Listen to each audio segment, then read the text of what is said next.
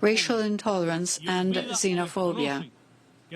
Trump forgets or ignores the fact that capitalism begot fascism, apartheid, and imperialism. The government of the United States leads a gross persecution of political leaders and popular and social movements through defamation campaigns and outrageous manipulation and politically motivated legal processes to take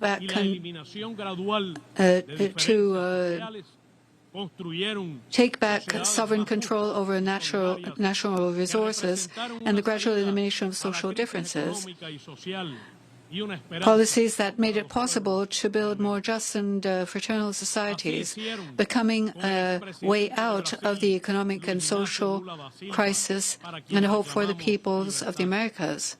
This is what they did with former Brazilian President Luiz Inácio Lula da Silva, whose freedom we demand.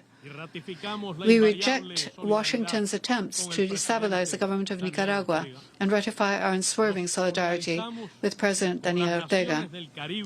We express our solidarity with the nations of the Caribbean who call for legitimate reparations of the horrendous history of slavery, as well as the just, special, and differentiated treatment they deserve. We ratify our historic commitment with free determination and independence of the brother people of Puerto Rico. We support Argentina's legitimate claim for its rights of sovereignty over the Malvinas, South Georgia, and South Sandwich Islands. Mr. President, the behavior of the current United States administration and its strategy of military and nuclear domination are a threat to international peace and security. The United States maintains almost 800 military bases around the world. It promotes projects to militarize outer space and cyberspace, as well as covert and illegal use of information and communication technologies to attack other states. The withdrawal of the United States from the Treaty on the Elimination of Medium-Range and Shorter-Range Nuclear Missiles and the prompt beginning of testing of middle-range missiles are intended to launch a new arms race. The President of the Councils of State and Ministers, Miguel Díaz-Canel Bermúdez, said before this Assembly last year, and I quote, "The exercise of multilateralism and full respect for the principles and rules of international law to advance towards a multipolar, democratic, and equitable world are necessary to ensure peaceful coexistence, preserve international peace and security, and find lasting solutions to systemic problems." We reiterate our full and restricted support to a comprehensive, just and lasting solution to the conflict between Israel and Palestine, based on the creation of two states, so that the Palestinian people can exercise their right to free self-determination and have an independent and sovereign state based on pre-1967 borders with East Jerusalem as its capital. We reject the unilateral action of the United States to establish its diplomatic mission in the city of Jerusalem. We condemn the violence of Israeli forces against civilians in Palestine and the threat of annexation of the occupied territories of the West Bank.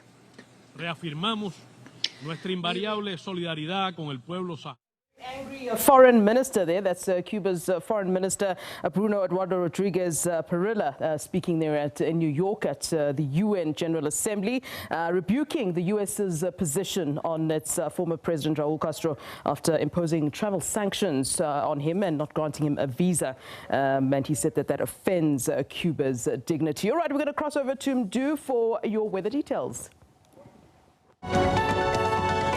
territorial integrity. We reject any direct or indirect intervention without the consent of the legitimate authorities of Syria. We express our solidarity with the Islamic Republic of Iran faced with the aggressive escalation of the United States. We reject the unilateral withdrawal of the United States from the Iran nuclear agreement. We call for dialogue and cooperation based on the principles of international law. We welcome the process of dialogue between the two Koreas. It is only through dialogue without preconditions and negotiations that it will be possible to achieve a lasting political solution in the Korean Peninsula. We emphatically condemn the imposition of unilateral and fair sanctions against the Democratic People's Republic of Korea. The continued expansion of NATO to the Russian borders creates grave dangers, which are further aggravated by the arbitrary sanctions that we reject. Mr. President, we support with admiration the recent students' march in New York. Climate change, some of whose effects are already irreversible, are a matter of threaten the very survival, particularly that of small developing island states.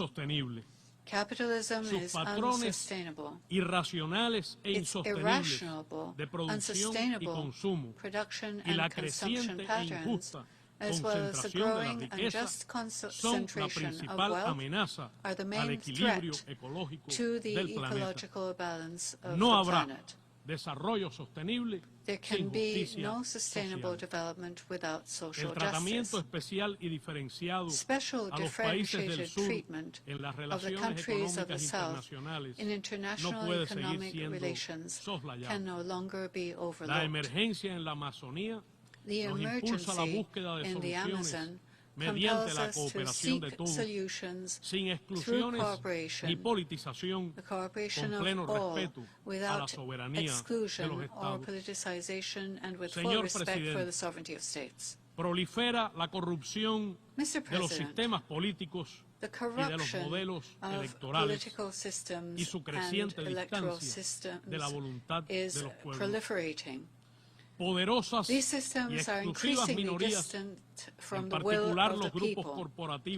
Powerful, exclusive minorities, particularly corporate groups, decide on the nature and composition of governments, parliaments, justice systems, and law enforcement bodies.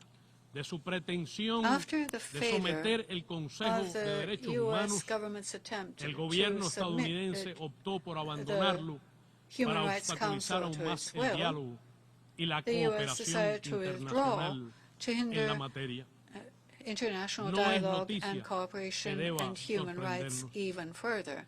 This should not surprise us. The United States is a country where human rights are systematically violated, very often in a deliberate, blatant fashion. 36,000 people, 100 every day, died in the United States in 2018 because of firearms, while the government protects the producers and vendors of firearms at the cost of the safety of its citizens. 91,000 U.S. citizens die of heart disease every day in the United, or rather, 91 every year unnecessarily. Afro-American infant and maternal mortality is double that of the white population. 28 million people have no medical insurance or no real access to health care. 32 million U.S. citizens are functionally illiterate. They cannot read or write. 2.2 million U.S. citizens are incarcerated. 4.7 million are free on probation, and 10 million arrests happen every year. It is understandable why the President spends his time attacking socialism. We la reject the selectividad, los politicization, enfoques punitivos y selectivity, los dobles raseros punitive en el approaches, tratamiento de and la double cuestión standards in de los addressing derechos the humanos. issue of human rights. Cuba permanecerá comprometida Cuba will remain con el committed ejercicio to the por realization parte de of the todas las rights personas of all y people todos los pueblos and all de peoples todos to los derechos peace, humanos, en particular a la paz, the a la vida, exercise of al all desarrollo human rights, y a la particularly libre the right to peace, determinación. to free self-determination, Debemos and to impedir development. que se imponga un modelo cultural We must único, prevent the totalitario imposition y of a avasallador single que destroce totalitarian, las culturas overpowering nacionales, las cultural model identidades, la that historia, destroys la memoria, national cultures, los símbolos, identities, la individualidad, history, y que memory, silencie symbols, los and problemas estructurales del individuality, capitalismo and that que silences provoca the una structural desigualdad problems of lacerante capitalism que that aumenta lead sin to cesar. ever-increasing, El ever capitalismo more painful llamado inequality. cognitivo ofrece lo mismo. So-called cognitive El capital capitalism digital offers the same thing. corona las cadenas de valor mundiales, Digital concentra capitalism la propiedad de los datos is at the digitales, top of world explota la value identidad, chains. la It información concentrates y el property conocimiento of digital y data. amenaza It la exploits libertad y identity, democracia information, and ya knowledge, menguadas and it analógicamente. endangers the already analogically Necesitamos otras diminished formas freedom de and pensamiento democracy propio, of the peoples. humanista We y need to contrahegemónico, develop new y acción kinds of política humanistic and decidida para counter-hegemonic articular thinking la of our movilización own, popular as well en las as redes, decisive en las political calles action y to en las articulate urnas. popular Los mobilization estados in networks, independientes in the necesitan streets, ejercer and at the soberanía ballot box. sobre el ciberespacio, Independent states abandonar el must espejismo exercise their de la sovereignty llamada over sociedad en cyberspace. red They must o la era del acceso discard the y, en illusion vez de ello, of the so-called network democratizar society la or gobernanza the era of de access. Internet. And they must democratize internet Presidente, governance and access. El Mr. pensamiento President, poderoso y universal the del powerful, apóstol de la universal independencia, thinking José Martí, of the apostle of continúa Cuba's inspirando independence, y José alentando Martí, a los continues cubanos to de inspire las nuevas and encourage generaciones. the new generations Sus of palabras, Cubans. escritas The words pocas of horas José antes Martí, de enfrentar written la a muerte few en hours combate, before he was killed in tienen combat, hoy particular are particularly relevancia. relevant Y cito, today.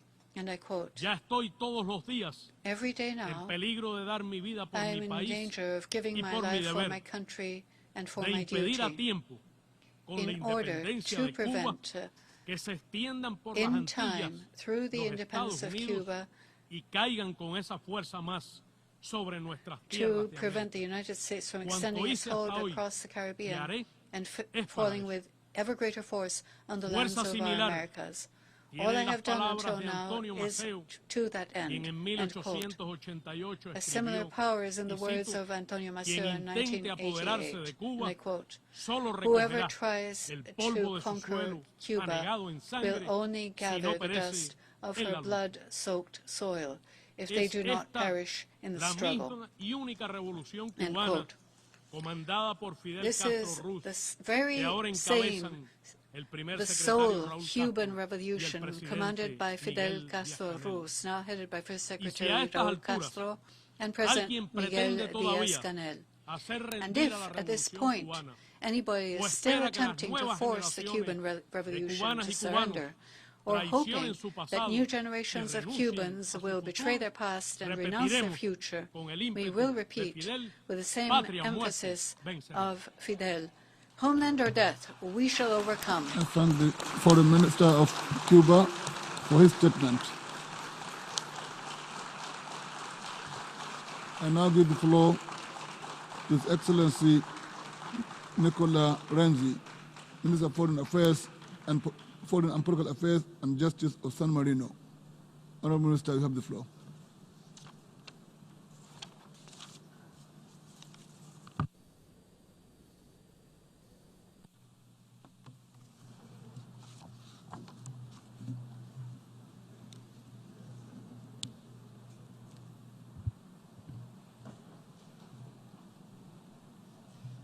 Signor Presidente, signor Segretario Generale, Eccellenze, signore e signori.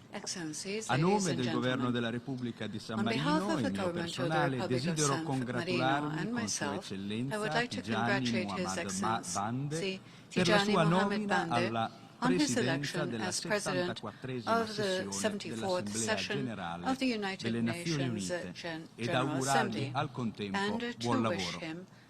La Repubblica di San Marino sostiene le priorità del suo programma enunciate nel suo discorso di insediamento e le garantirà, signor Presidente, la massima collaborazione nel corso di tutti i lavori dell'Assemblea Generale.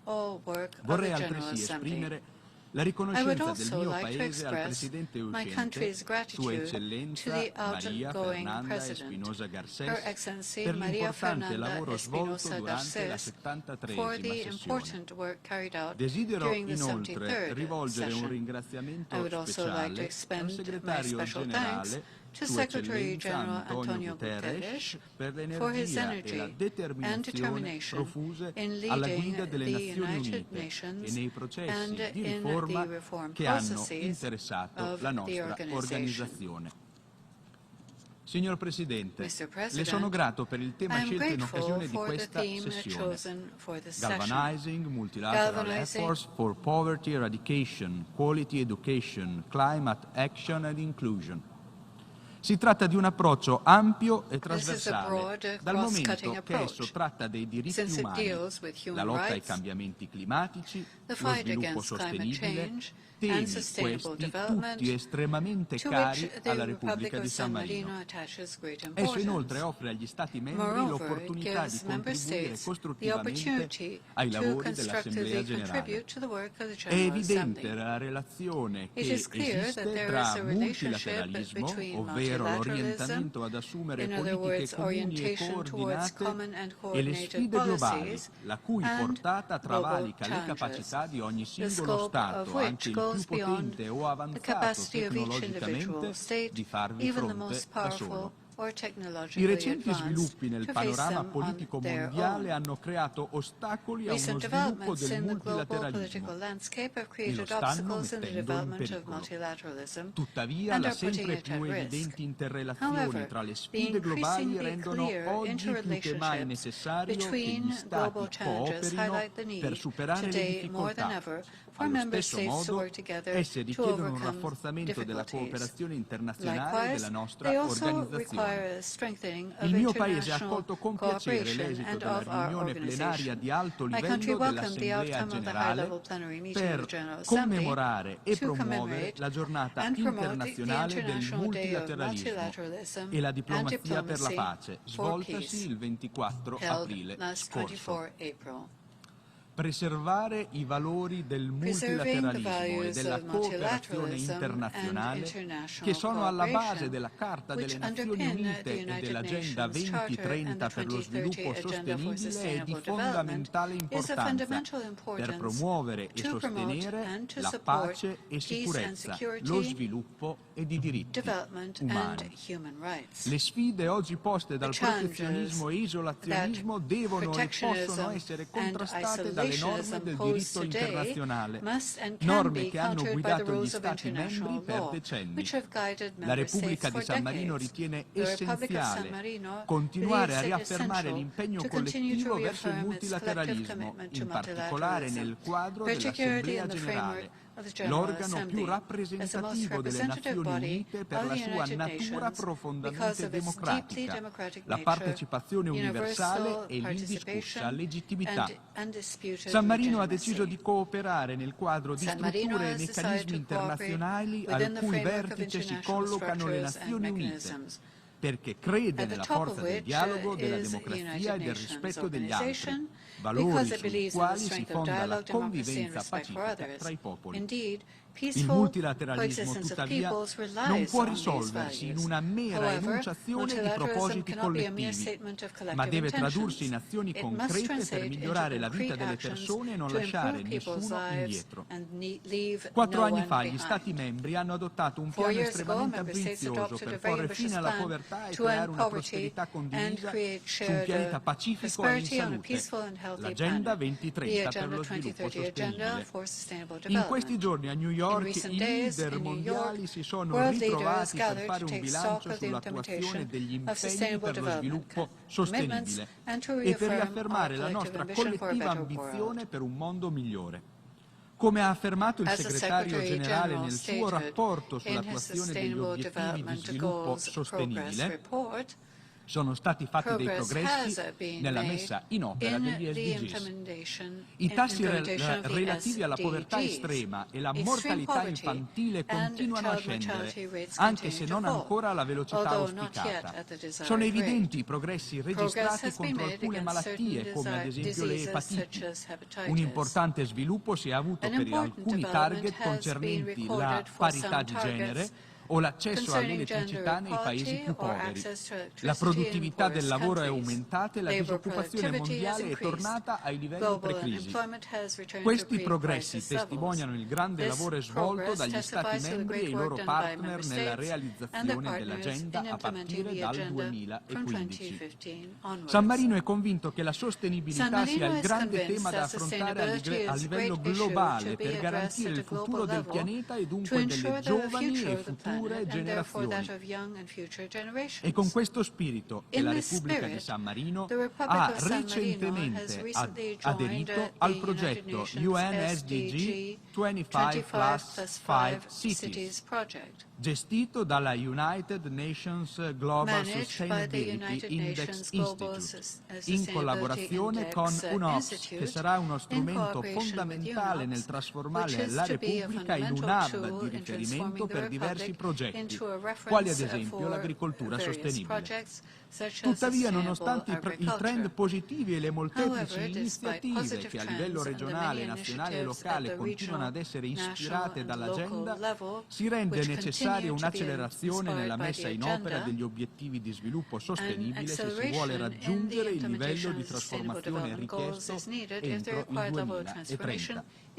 Dal rapporto del segretario generale si evince infatti che la fame e la malnutrizione sono problemi lontani dall'essere risolti, che le emissioni di gas serra continuano a incrementare, che la diversità biologica diminuisce velocemente, che il livello di finanziamento dello sviluppo sostenibile non è sufficiente e che anche a livello istituzionale manca la necessaria efficienza e solidità per rispondere alle sfide. Inoltre si registra che i gruppi più vulnerabili della popolazione restano largamente esclusi dai processi politici, economici e sociali. Globalmente i giovani sono 3 volte più disoccupati degli adulti, un fanciullo su 5 vive in condizioni di povertà, le persone con disabilità continuano a dover fronteggiare molteplici svantaggi, spesso a danno di un pieno godimento dei diritti umani. Le disuguaglianze di genere persistono. La differenza nella messa in opera degli SDGs esiste non solo tra paesi, ma anche all'interno dei paesi medesimi. Un motivo di preoccupazione maggiore risiede nel fatto che i paesi più vulnerabili e lontani nella realizzazione dell'agenda sono proprio quelli in cui si rinvengono gli ostacoli maggiori per la messa in opera degli SDGs. Sono quei paesi in cui le situazioni di conflitto armato, l'instabilità politica o economica, le perdite economiche dovute ai disastri naturali hanno pregiudicato l'attuazione degli SDGs o addirittura annullato i progressi raggiunti. In assenza di un'azione efficace tesa al suo contenimento, il riscaldamento globale non farà altro che amplificare le sfide di adattamento e aumentare il senso di vulnerabilità fra larghi strati della popolazione mondiale. Il mio Paese saluta con soddisfazione la tenuta proprio in questi giorni alle Nazioni Unite del vertice sull'azione climatica e le ambiziose iniziative proposte. La Repubblica di San Marino dal 2008 ha intensificato il proprio impegno nell'ambito della sostenibilità ambientale, in particolar modo nella produzione di energia elettrica da fonti rinnovabili. Tale impegno ha permesso al mio Paese di classificarsi oggi tra i primi Paesi al mondo per produzione di energia fotovoltaica pro capite. Allo stesso modo siamo impegnati a migliorare le nostre strategie e pratiche nel campo della gestione dei rifiuti,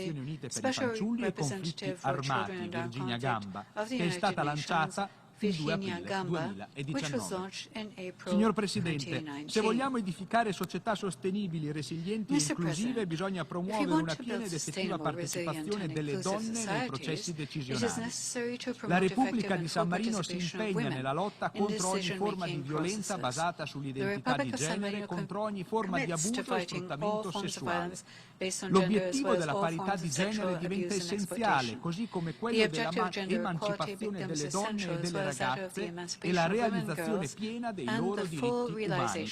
L'eguaglianza di genere deve tradursi anche in una parità nelle opportunità educative.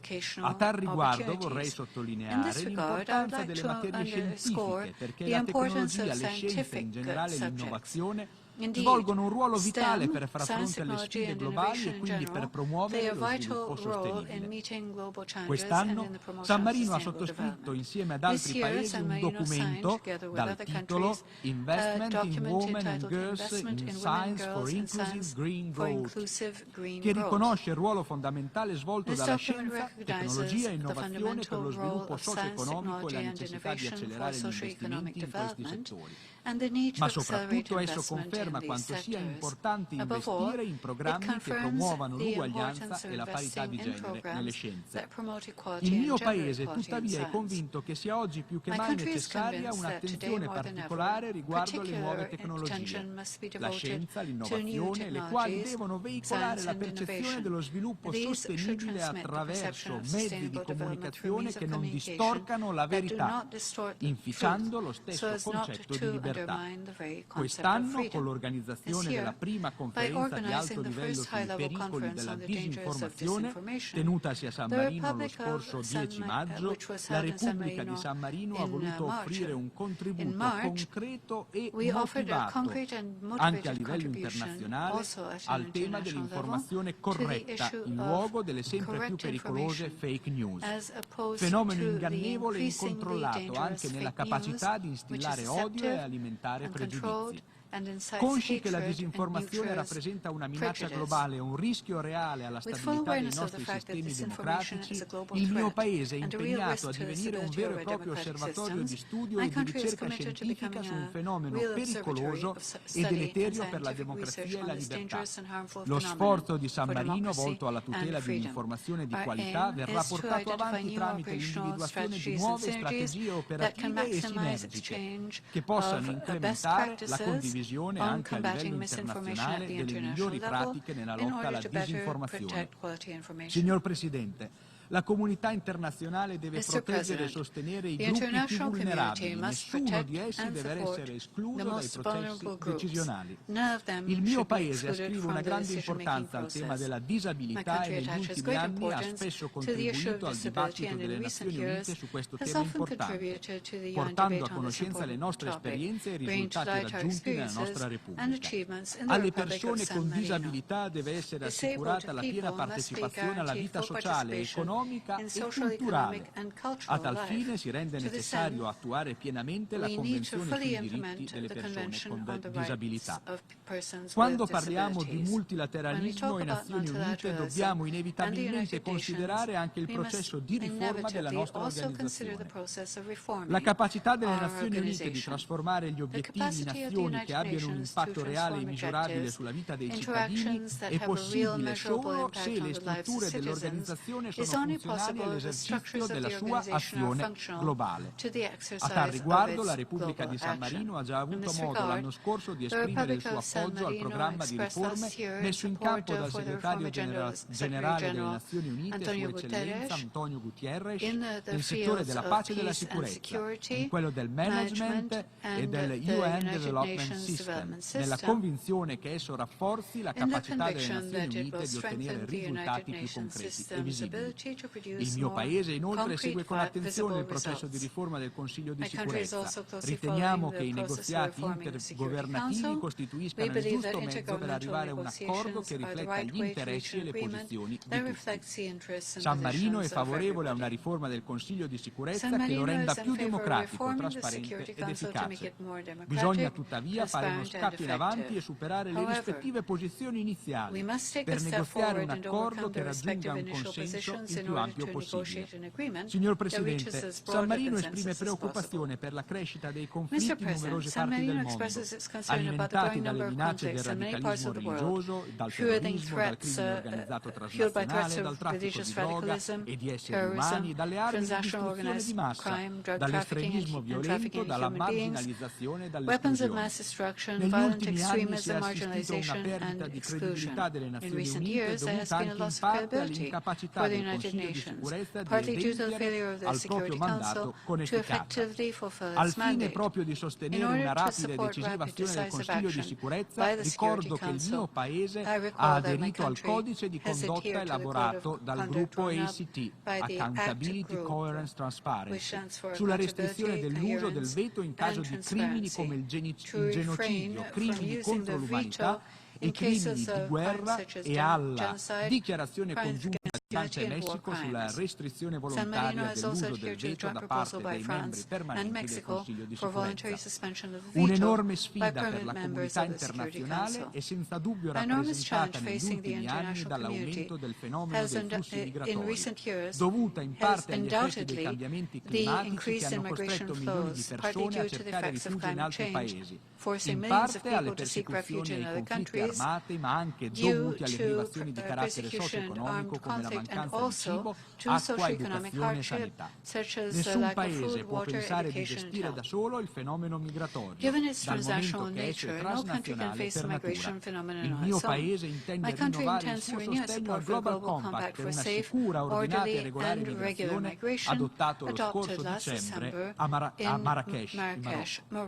Morocco. Il Compact si The propone di Compact gestire i fenomeni aims migratori to attraverso una manage rafforzata migration cooperazione flows through internazionale. enhanced Allo stesso international tempo esso cooperation. riafferma i At diritti the umani same dei time, it migranti e la loro reaffirms dignità migrants' human rights affinché and essi dignity siano so that tutelati they are attraverso un protected accesso ai through diritti access to basici. basic rights. Signor Presidente, Mr. President, purtroppo negli ultimi anni, forse a unfortunately, causa in di recent certe years, difficoltà del perhaps also because of multilateralismo di certain far fronte alle difficulties faced sfide by globali, multilateralism abbiamo in meeting assistito alla global crescita in challenges, alcune regioni del we have mondo di witnessed a growth ideologie in some protezionistiche, regions of isolazioniste o protectionist, ancor peggio isolationist, or apertamente even xenofobe, worse, le quali openly tendono a contrapporsi al xenophobic principio della ideologies, cooperazione which tend to internazionale. counter the principle Io of credo che il international dibattito generale cooperation. sia I un'opportunità believe the general importante per rinnovare debate il nostro is an impegno a important favore di opportunity to renew our un'organizzazione delle commitment to a Nazioni stronger Unite United più Nations forte, organization, in grado able di to coordinate coordinare le economic, social, politiche and economiche, and sociali e environmental ambientali policies e tradurle and in translate un'azione them efficace into a tutti effective i action livelli. at all Fiducia, levels. inclusività e Trust, dialogo sono elementi inclusiveness, and essenziali dialogue a are sostegno essential del elements to multilateralismo e della support sua capacità di multilateralism produrre and its risultati ability to concreti produce a livello concrete globale. results at the San global Marino level. non mancherà San mai di Marino fare la sua will not parte. fail Grazie per to do l'attenzione. its part. Thank you for your kind attention.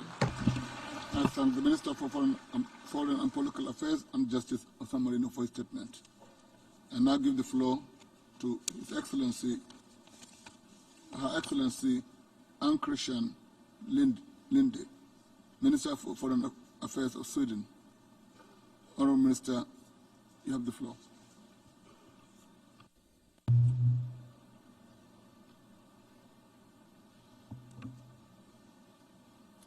Mr. President, Excellencies, next year we will celebrate the 75th anniversary of the United Nations, born from the ashes of the Second World War to maintain peace and promote prosperity and human rights for future generations, created to resolve differences and to prevent violent conflicts.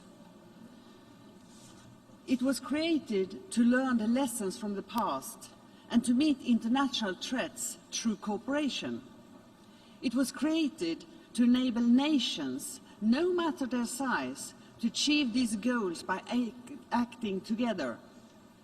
The anniversary is an opportunity to celebrate many significant achievements, most recently the 2030 Agenda, the Addis Ababa Action Agenda for Financing for Development, the Paris Agreement, and the Sustaining Peace Agenda.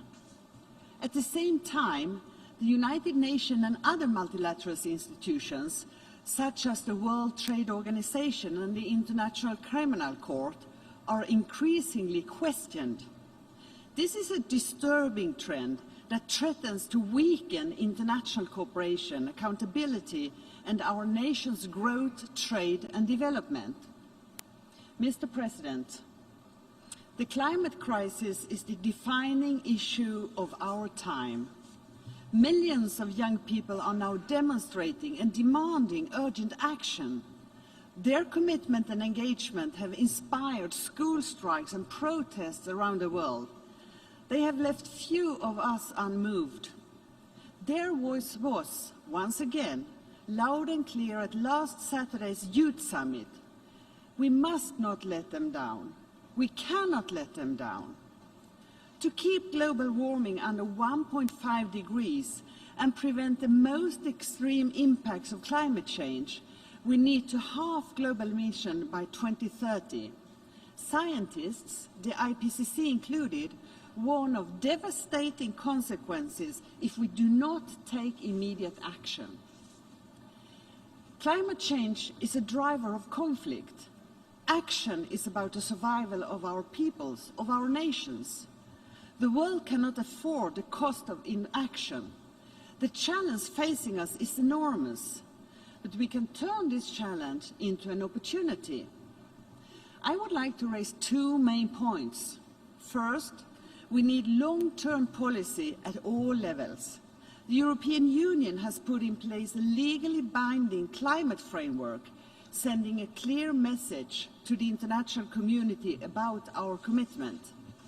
In Sweden, our Climate Act and net zero emission target also send a clear signal.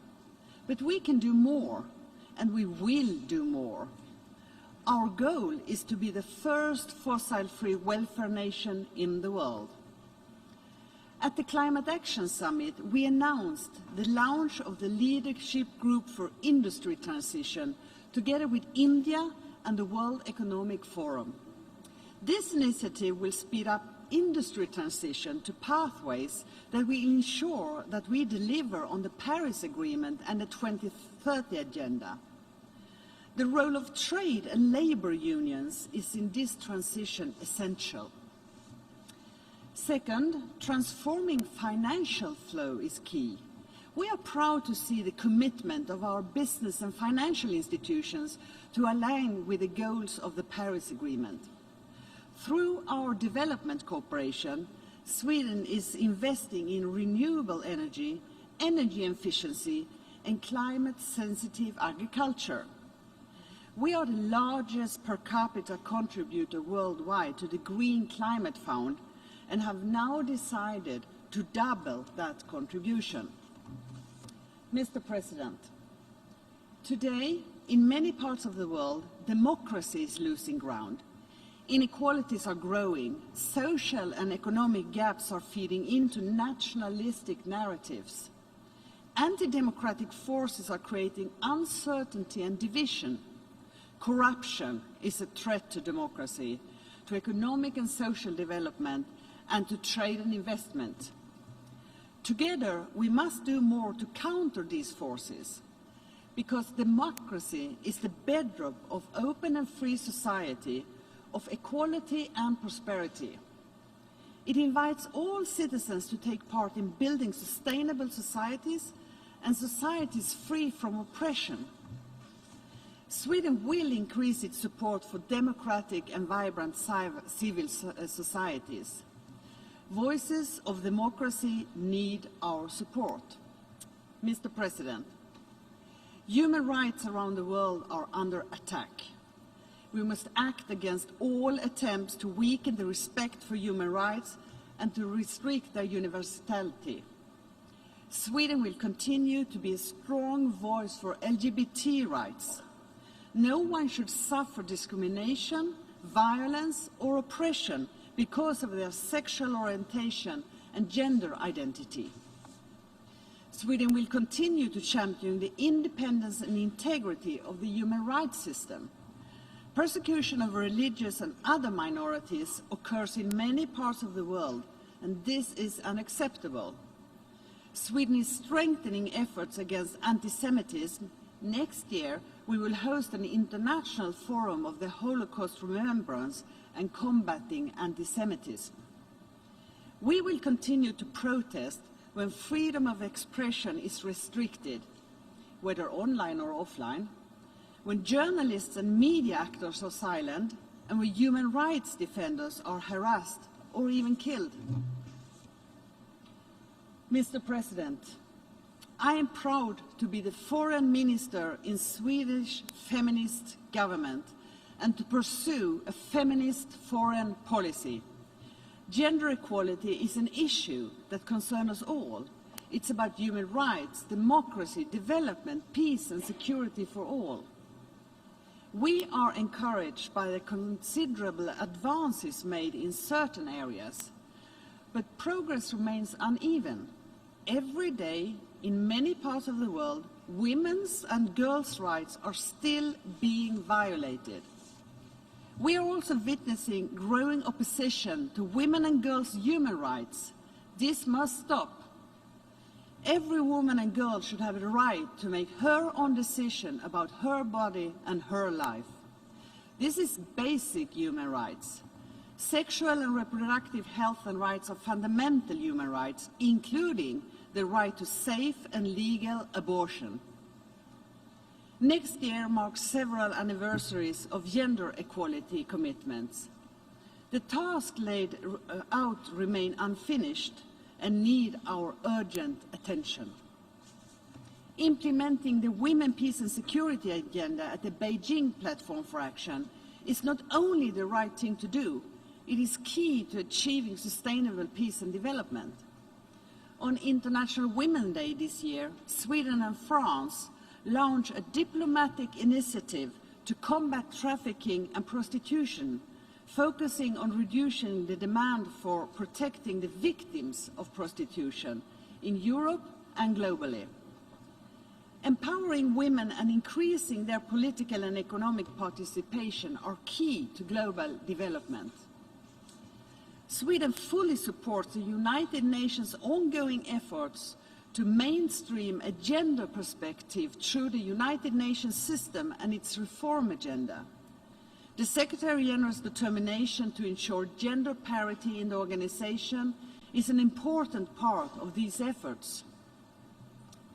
Mr. President, in adopting the 2030 Agenda, we all committed to taking significant responsibilities. I am pleased that the political declaration adopted earlier this week not only reinforces the 2030 Agenda, but also set the course for faster action on the Sustainable Development Goals.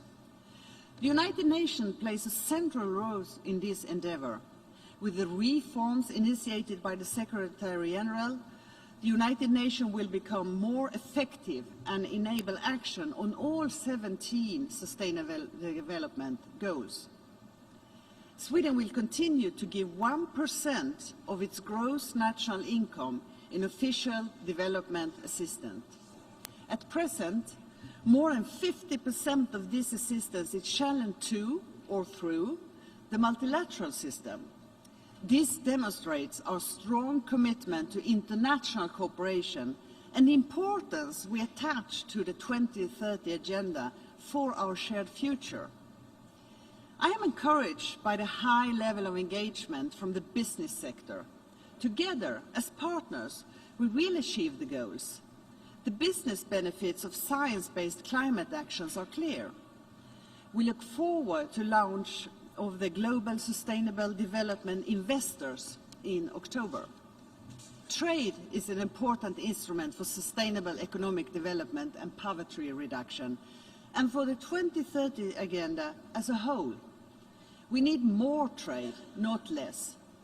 A strong, rule-based and transparent multilateral trading system is vital. Support to developing countries to increase their capacity for international trade is also crucial. Free trade is a powerful engine for growth. We need to make growth sustainable and inclusive and to promote decent work for all. Sweden will continue to be an active partner in the Global Deal Partnership with its vision of a world of decent work and inclusive growth that guarantees workers' rights. Mr. President, security must be built collectively. Current security threats leave no nation or no persons untouched.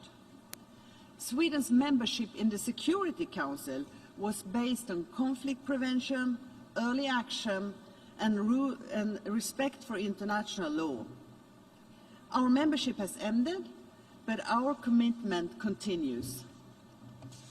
This week, Sweden co-hosted a meeting with key partners in support of the peace in Yemen based on the Stockholm Agreement. The UN-led process is key. We emphasize that international law must be respected. International law serves as a basis for conflict resolution and preventing, and in this case of Israel and Palestine. An end to the occupation and two-state solution within secure and mutually recognized border is the only way to resolve this conflict. The illegal annexation of Crimea and Sevastopol and the aggression in eastern Ukraine challenge core principles of international law. We will continue to work with international partners until Ukraine's territorial integrity and sovereignty have been fully restored. The Council needs to adopt a comprehensive approach to peace and to include new risks, such as climate change, on the Council's agenda. Mr. President, we are 1 year away from the 50th anniversary of Nuclear Non-Proliferation Treaty, the cornerstone of global nuclear disarmament and non-proliferation regime. The treaty has been successful in preventing the spread of nuclear weapons. However, the deterioration in international security environment has once again increased the threat of the use of nuclear weapons. The situation of the Korean Peninsula remains, of course, for concern. We must continue to pursue our common goal of a complete, verifiable and irreversible denuclearization and of peace and reconciliation on the Korean Peninsula through diplomatic means. We need full implementation of the JCPOA. We must act urgently and pursue dialogue to restore trust, which is presently lacking in this international arena. The termination of the INF Treaty, basically a result of the Russian non-compliance, is a further setback. In June, Sweden launched a nuclear disarmament initiative together with 15 countries in different regions. This initiative aims at building political support for a successful outcome of the NPT Review Conference in 2020. Concrete measures that can reduce nuclear risk and increase transparency can serve as a stepping stone and unlock disarmament diplomacy. Full and constructive engagement by the nuclear weapon states will be a necessary ingredient if we have to move forward. The IAEA is an essential part of the NPT. On the 23rd of September, Sweden took over the chair of the agency's Board of Governors for 2019 and 2020. We are honored to shoulder this great responsibility in these challenges time. Mr. President, millions of people struggle to survive and live just another day. Currently, over 140 million people need life-saving humanitarian assistance. Most of them are women and girls. Sweden is proud to be one of the largest contributors of humanitarian assistance in the world to save lives and ease human suffering. We stand behind the Secretary General's vision that tension and crisis can be prevented from escalation into major conflicts. The role that the United Nations plays in resolving conflicts through political and diplomatic efforts or peace operations is crucial for securing inclusive and sustainable peace. Post-conflict reconstruction will be successful only if all segments of society are included. This is especially important when it comes to women's participation. We are firmly committed to supporting the Secretary General's initiative to strengthening peacekeeping. We will continue our engagement in MINUSMA and other peace operations. Mr. President, the late poet Claes Andersson once wrote, "Fear those who say they only want to be left alone. for they fear no means. History has showed us that isolationism, populism and nationalism are all part of failure. Sweden's foreign policy rests firmly on democracy, international law, respect for human rights, gender equality, a humanitarian perspective, and free, fair and sustainable trade. The United Nations system is a global public good, and it's in our shared strategic interest to keep investing in it. The long-term gains are far greater than any short-term cost. The prosperity of one nation is not part of a zero-sum game in which nations either win or lose. On the contrary, we can and we must choose a path that will ensure that we continue to rise together. Thank you. Mr. Sweden for her statement. I now give the floor to His Excellency Marcelo Ebrard Casombo, Minister for Foreign Affairs of Mexico. Honorable Minister, you have the floor.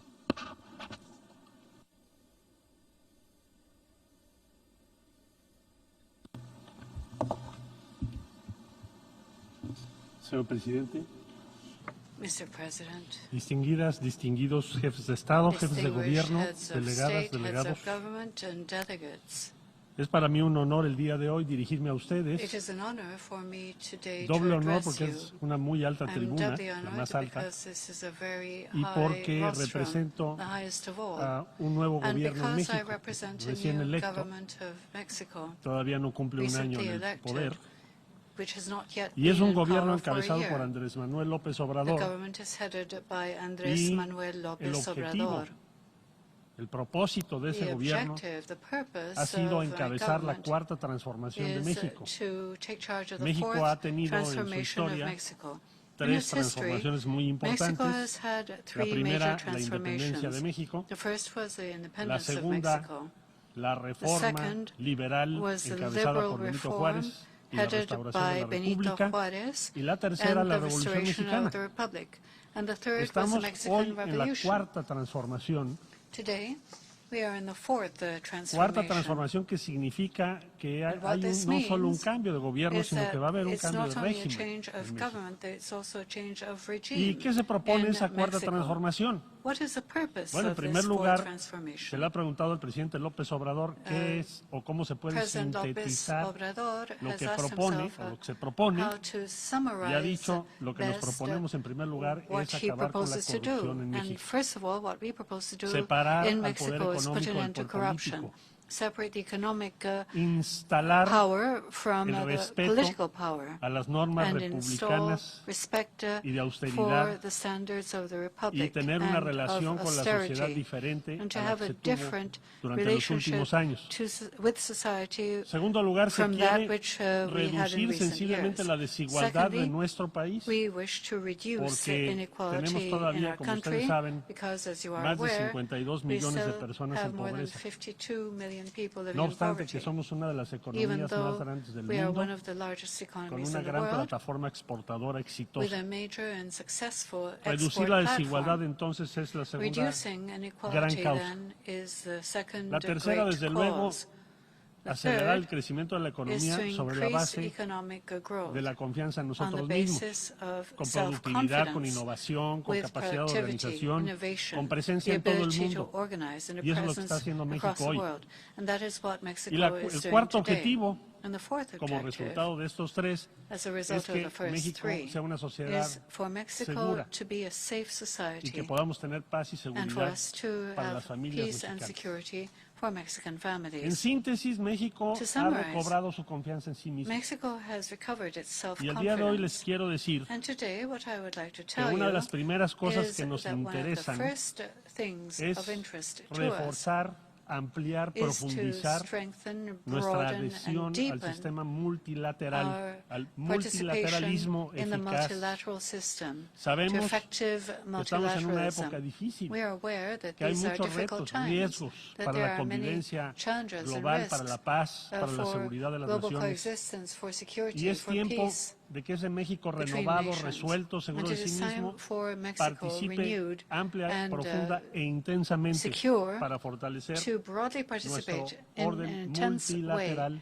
y to sus strengthen causas. our Por eso México multilateral presentó recientemente order su and its candidatura para roots. ser parte This is why del Mexico Consejo de recently Seguridad a presented partir its del año 2021. candidacy to be a member of the Y Security por eso Council también in muchos de los 2021. campos más And importantes de also, la in actividad many of the y important de las areas of prioridades de activity México, and hemos buscado el Mexico's respaldo de la priorities, Organización de las Naciones we've Unidas sought en the estos support meses of the United y lo Nations seguiremos Organization haciendo, in these months, and we will adhiriéndonos continue y to do so participando plenamente by en las adhering causas and fully que todos los que aquí participating estamos in representados the defendemos. causes that we all Debo defend. decir, en primerísimo lugar, First of all, I should que say nuestra política exterior that y nuestra our foreign participación policy en la Organización de las and Naciones our Unidas participation in the se va a United guiar Nations por los Organization is going principios to de be la política guided exterior by mexicana the de no principles intervención, of Mexican public autodeterminación de life, los of no pueblos, intervention, solución self-determination of pacífica de peoples, las controversias. peaceful resolution of Y por esa conflicts razón, en el and ámbito disputes. de América And Latina for y el that reason, Caribe, in the les area of Latin comparto America que and the México Caribbean, I'd like to share with you considera y se that opone Mexico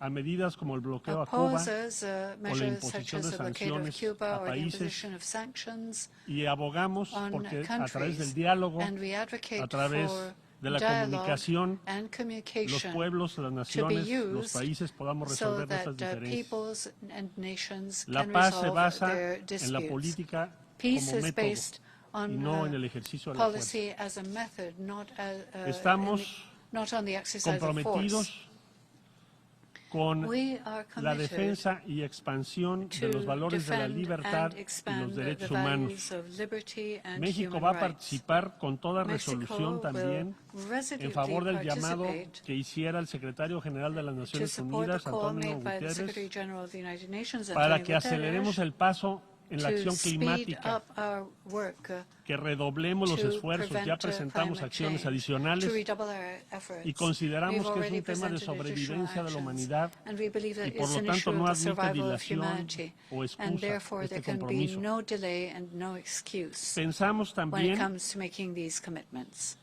que We México also believe participará de una that manera muy Mexico intensa is going to en el participate ámbito intensively y en la in promoción the area and the de promotion soluciones a los flujos of migratorios y a las desigualdades solutions to que migratory estamos flows enfrentando en and varias the regiones del mundo. inequalities we are seeing Solo in decirles, basta several señalar regions of the world. que en lo que It va is de este sufficient año to say that en this year, Centroamérica y México so hay far, flujos in migratorios Central America and que Mexico, rebasan there are números migratory de flows años anteriores. that Estamos have hablando de más de broken the records of previous 1.300.000 years. personas We're talking moviéndose, about con lo cual estamos en 1,300,000 una de las regiones con flujos people migratorios más moving. So importantes we're del in mundo. one of the regions with the México ha greatest propuesto a migratory Naciones flows in the Unidas, world. y aprovecho Mexico aquí has para proposed to agradecer the el United respaldo del Nations, señor secretario and I general, would like to thank the Secretary le General pidió el at this apoyo point for para his que la support. CEPAL, que es el instrumento, We el asked, órgano de los pueblos de that, América Latina y el Caribe, He supports CEPAL, preparara which is un plan de desarrollo integral the instrument of para Latin America and the el Caribbean sur de for México, development, to Guatemala, develop a Honduras comprehensive y El plan Salvador,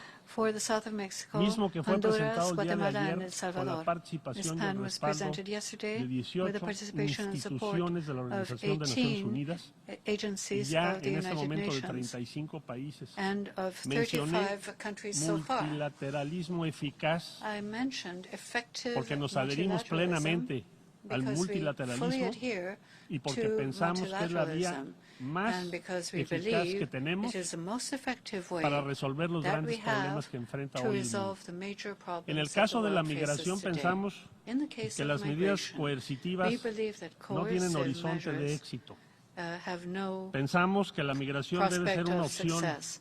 We no debe ser believe that forzada por la migration inseguridad o should be an principalmente por option. la It pobreza. should not be Y forced por lo because of tanto tenemos insecurity and una poverty. gran And therefore, expectativa en este plan de desarrollo we have integral great y por lo pronto expectations from this México ha hecho comprehensive crecer su development cooperación plan, para which I llevarlo a just cabo mentioned. más de And 5 veces Mexico este año, has offered its con lo cual cooperation queremos to move this demostrar forward over 5 times que this year. con la In this decisión way, we wish to y el demonstrate compromiso that with participando varios decisiveness países and podemos commitment crear and the participation of en, several en countries, esa región we que can acabo de create describir in más de 60,000 the Central empleos American en un region año, over con lo cual 60,000 jobs in estaremos just one haciendo year. realidad And in this que way, las we will personas be tengan opciones donde realizing viven y que no tengan que options emigrar for people forzosamente. where they live and people También will señalo not be forced to que migrate. estamos muy agradecidos I'd also y like to seguiremos indicate participando con Naciones Unidas that we're very para grateful and we will garantizar continue transparencia participating with the United Nations to guarantee en todas las transparency decisiones importantes in all que toma y major que debe decision tomar making el gobierno mexicano en estos of meses y the años Mexican government para in the acelerar months su and years to desarrollo. come in Hemos order to invitado speed up its a la development. UNOPS, hemos We invitado a have varias invited agencias de UNOPS Naciones and Unidas que están several participando con agencies of the nosotros United Nations en which esta are gran lucha participating que with es us acabar con la in this corrupción. major struggle to put Estamos an end avanzando to juntos corruption. y lo vamos a We seguir are haciendo. advancing together.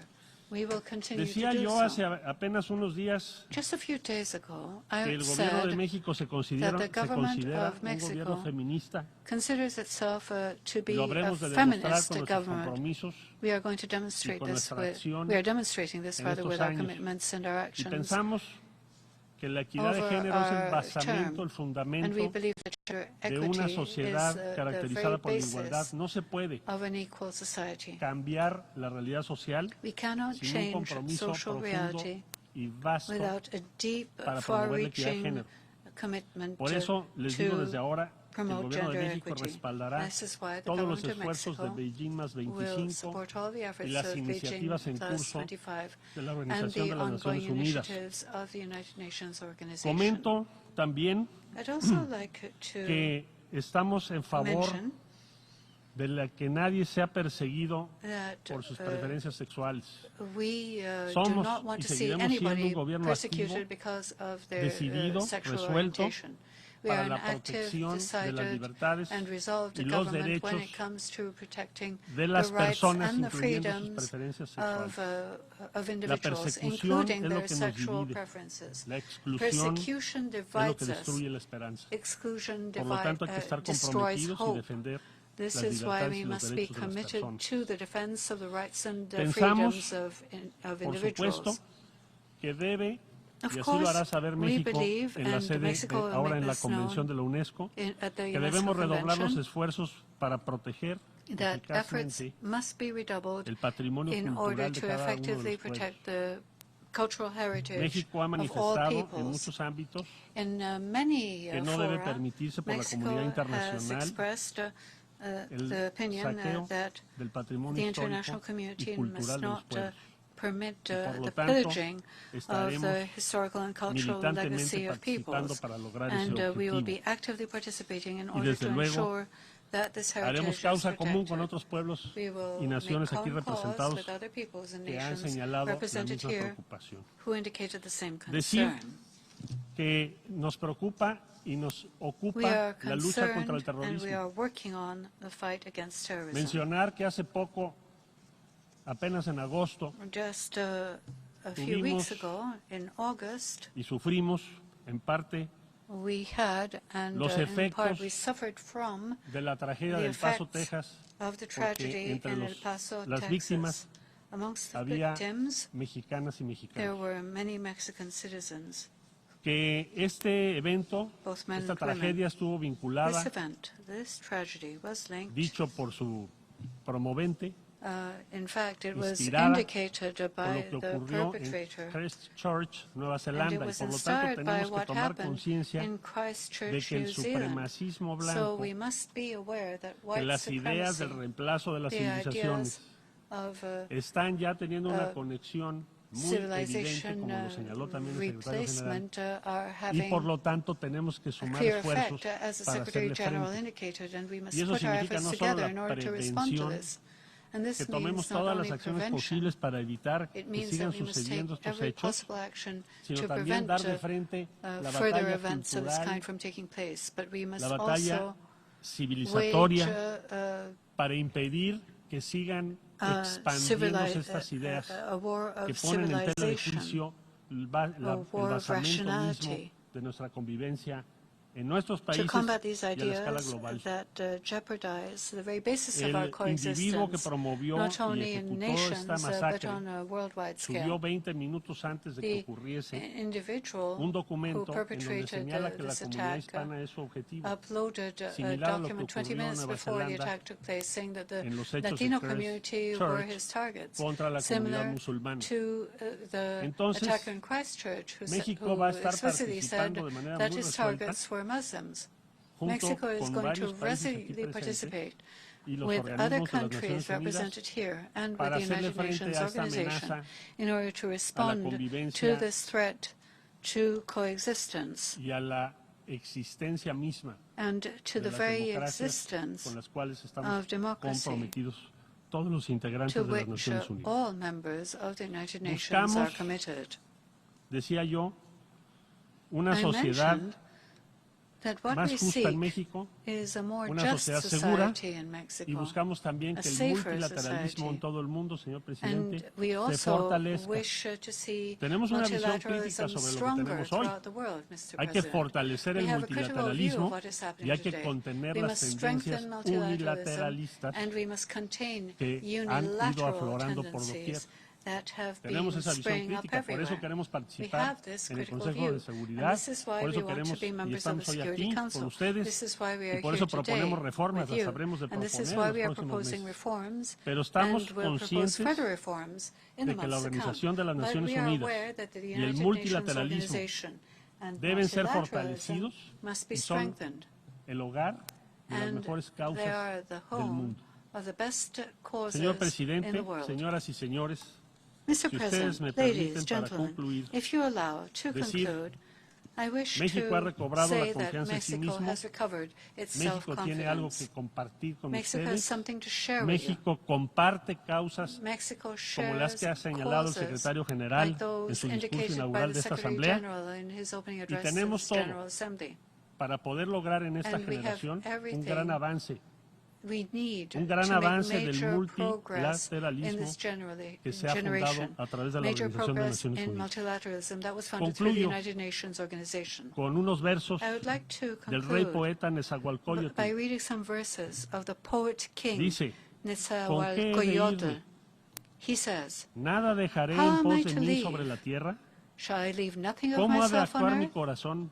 How is my heart to ¿Acaso act? en vano venimos a vivir, a Do brotar we sobre la come tierra? to live, to sprout on earth Dejemos in al vain? menos flores, At dejemos least al menos cantos. let us leave Muchas flowers. gracias. Let us leave songs. Thank you very much. I thank His Excellency before the Minister of Mexico for his statement. I now give the floor to Her Excellency Unity Dao, Minister for International Affairs and Cooperation of Botswana. Honorable Minister, you have the floor.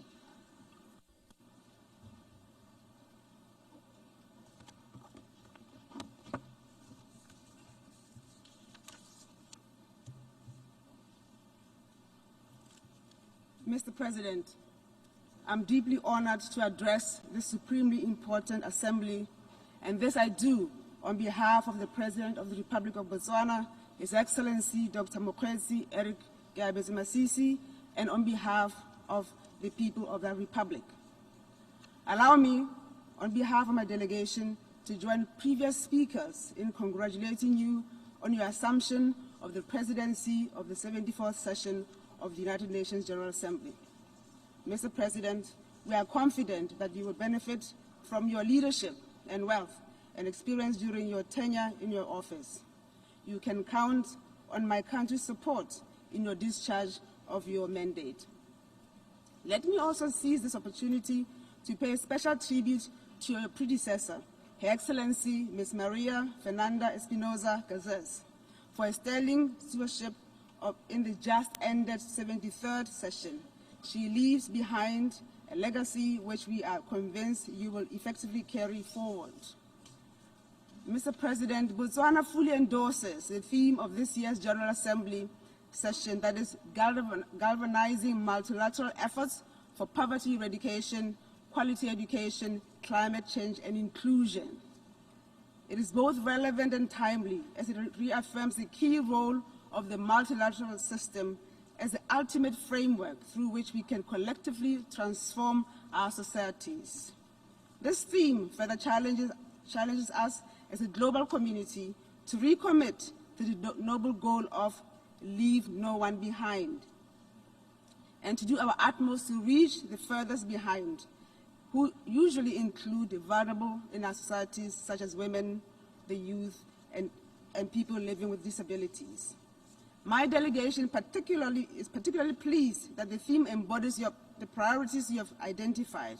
We therefore concur that we should redouble our efforts to effectively tackle poverty and all forms of inequalities. Inequality remains a problem in developing countries, including in middle-income countries such as my own. Inequality and exclusion are threats to peace and thus demand urgent address by all of us. Equally, we wish to acknowledge the pivotal role of quality education and the need to invest more in this sector to enable us to accelerate implementation of the 2030 agenda. In this regard, we applaud your commitment to leverage on high-level meetings such as the SDG Summit, the Climate Action Summit, universal health coverage, and financing for development, to galvanize political commitment to urgently address the most pressing global challenges that affect our people and our planet. These high-level engagements, involving as they do world leaders from government, the private sector, academia, and civil society, provide a unique opportunity to build and reinvigorate partnerships around our common development objectives. Mr. President, we note with satisfaction that 2019 has been a significant year in the implementation of the SDGs, as a number of countries have presented their voluntary national reviews indicating their status of implementation of the goals. Botswana presented her voluntary national review report in 2017. We regard this process as a valuable accountability mechanism that monitors progress towards the attainment of SDGs, and we encourage that it should continue. Mr. President, Botswana, like many countries in the United Nations, is confronted by many challenges, including extreme poverty and inequalities. In this regard, our government continues to direct significant resources towards inclusive development and economic growth. Consequently, we have various policies on poverty eradication programs to support the most vulnerable in our society, such as orphans and people living with disabilities. Mr. President, voluntary national review process was indeed instrumental in identifying the gaps and major challenges that still hinder our full implementation of the SDGs. These challenges include youth unemployment, poverty, rising social and economic inequalities, climate change, and unsustainable patterns of consumption, as well as unsustainable patterns of production. The process further identified financing gaps. We therefore note and consider public-private partnership as critical in both resource mobilization for and implementation of the SDGs. Equally important is that we should continue to work together to create an enabling and global environment that ensures that all countries can participate in a fair and rule-based global trading system. As already indicated above, Botswana recognizes the importance of quality education. That is education that empowers, education that fuels prosperity, education that positions citizens to be globally competitive. In recognition of this, Botswana have invested significantly in this area at all levels of education, and indeed we are pleased to state that we have successfully attained gender parity in access to education. But there still remains a lot to be done. We still have to address issues of large class sizes, under-resourced schools and institutions, old infrastructure, and insufficient and old technologies. These are challenges, as quality education is the only way any country can be a participant and a beneficiary of the fourth industrial revolution. Mr. President, climate change. Climate change is indeed one of the greatest challenges we face today. We therefore commend the Secretary General for convening 2 summits on climate change during the session involving world leaders and the world's youth. This enabled deliberations on climate change-related actions addressing reduction of greenhouse emissions and achieving zero net target by 2050. The science is very clear, and that unless there is urgent action, climate change will reverse the many gains that we have made in key sectors of our economy. Mr. President, Botswana is already, like other African countries, experiencing the effects of climate change. This include desertification, heat waves, and recurrent droughts. As I address you today, Botswana and some of her neighbors have declared 2019 a drought year. Crops have failed and livestock is dying. In addition, our fellow neighbors Mozambique, Malawi, and Zimbabwe have suffered catastrophic effects of Cyclone Idai, which resulted in significant loss of life and massive destruction of infrastructure and property. We take this opportunity to commend the sub-region and the international community for timely response that they rendered in support of the countries affected by the cyclone. We note that the rebuilding of lives and livelihoods will take time, and therefore we urge that the support continue to be directed to those countries. We also reiterate our deepest sympathies and condolences to the government and the people of Bahamas in the aftermath of Hurricane Dorian. It is clear that we need to adopt permanent mitigation adaptation measures, as well as a robust response to collective support affected countries. Mr. President, Botswana remains fully committed to the Paris Agreement, on which we have anchored our national development objectives. In this regard, as part of our mitigation and adaptation drive, we have developed a climate change policy as well as a strategy. Furthermore, in our intended nationally determined contributions, Botswana has committed to reduce greenhouse gases emissions by 15% by 2030 based on the 2010 baseline. We therefore appeal for concerted global action to support our efforts through provision of technologies, of finance, and capacity building in order to achieve our intended national determined contributions. Mr. President, allow me to address an equally pressing environmental issue that is of major concern to Botswana. I must say, as we collectively grapple with the finding prudent and innovative ways of managing our environment and its ecosystems for sustainable use, human life conflict is a serious challenge for Botswana and the sub-region. Our elephant population has grown to unmanageable proportions and is now exceeding the carrying capacity of its designated area of habitat. Elephants are now aggressively encroaching on many human settlements around the country. Elephants outside national parks invade homes and farms and kill people and destroy property. But also elephants within parks are destroying their own very environment because of the overpopulation in those areas. Mr. President, Botswana has an outstanding track record in the conservation and protection of wildlife, flora, and fauna. In this context, 40% of our land is reserved as protected area for wildlife and conservation. This demonstrates our steadfast commitment to protecting wildlife, to curbing illegal trade in wildlife and species. This commitment comes at a huge cost and sacrifice.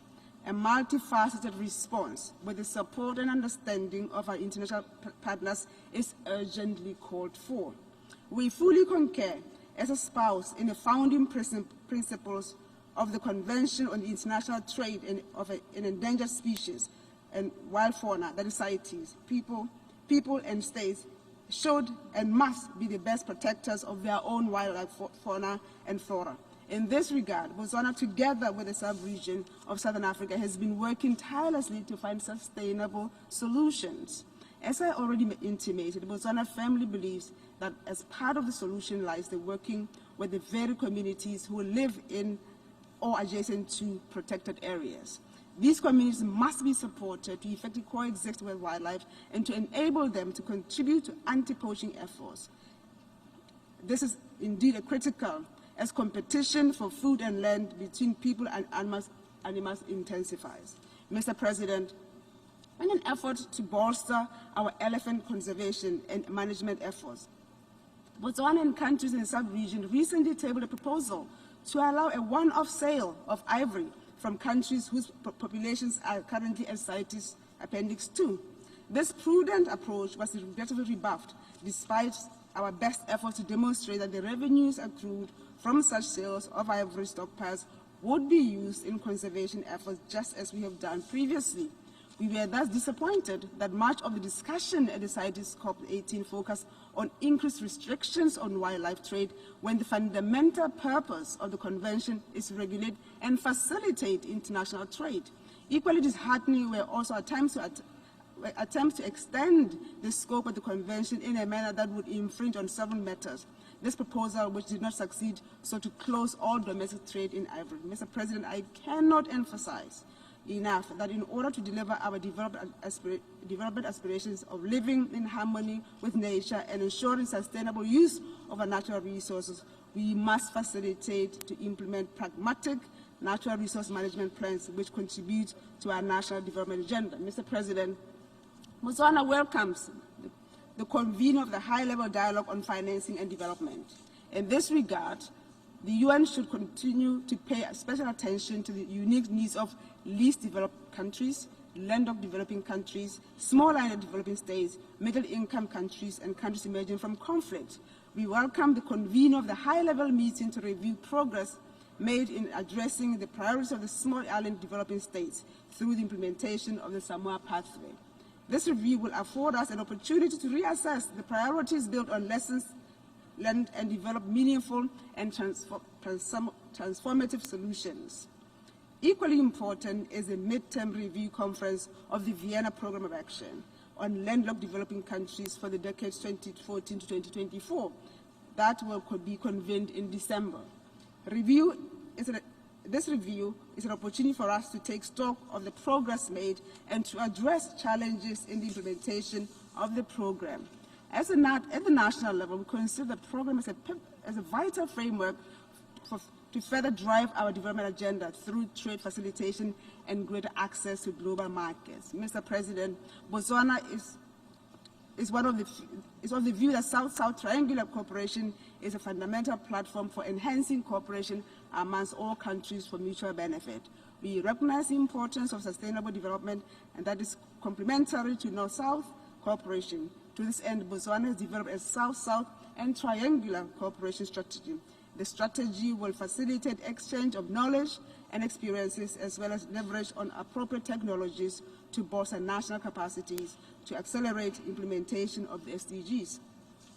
And Mr. President, as a global leader in diamond mining, we stand firmly behind the Kimberley process, an international mechanism set up to stem the flow of conflict diamonds and promote legitimate diamond trade. We therefore look forward to our chairship of the Kimberley process in 2021, and we will work with all the other members to strengthen the mechanism. Furthermore, we will prioritize, among others, capacity building for members of the Kimberley process, especially those members emerging from conflict. Mr. President, as part of our commitment to a peaceful world order, Botswana recently became a state party to the Arms Trade Treaty. We have also just signed the Treaty on the Prohibition of Nuclear Weapons. This speaks to our commitment to contribute to global peace and security through complete disarmament by eliminating illicit trade in conventional and nuclear weapons. Humanity should not invest in its own destruction, but rather in its own prosperity. Mr. President, the scourge of terrorism threatens to reverse the hard-earned peace and security gains. We should spare no effort in the fight against terrorism in all its forms and manifestations. We note with satisfaction that the new Global Counterterrorism Coordination Compact will, among other things, provide capacity building and technical assistance for developing countries, particularly in Africa. Similarly, we welcome the efforts of the UN Office on Drugs and Crime, as well as the UN Office on Counterterrorism, to address these challenges. Botswana remains fully committed to combat all acts of terrorism and to resolutely confront associated malpractices, such as illicit financial flows and money laundering. We, however, wish to caution that the de-risking approaches taken by governments, correspondent banks, and other financial institutions should take into consideration the unintended consequences of such measures. We caution that among the unintended consequences are discouraging the use of banking facilities, limited access to banking facilities, and the possible collapse of small banks and small economies. Moving forward, though, we will remain engaged with all relevant stakeholders to eliminate any deficiencies in our anti-money laundering and counter-terrorism strategies. Mr. President, we strive for a world that is for peace and prosperity, and allow me to say that Botswana aligns herself with the statement delivered by the United Republic of Tanzania in her capacity as the chair of SADC regarding the lifting of sanctions in Zimbabwe. There is no doubt that these prolonged sanctions gravely undermine the economy of Zimbabwe and inflict severe hardship on the honored people of that country. We also wish it to be noted that sanctions on any country do not only negatively affect the targeted country, but also their neighbors and their trading partners. And in the case of Zimbabwe, it's no different. Mr. President, in conclusion, it is evident that our multilateral system is under serious threat.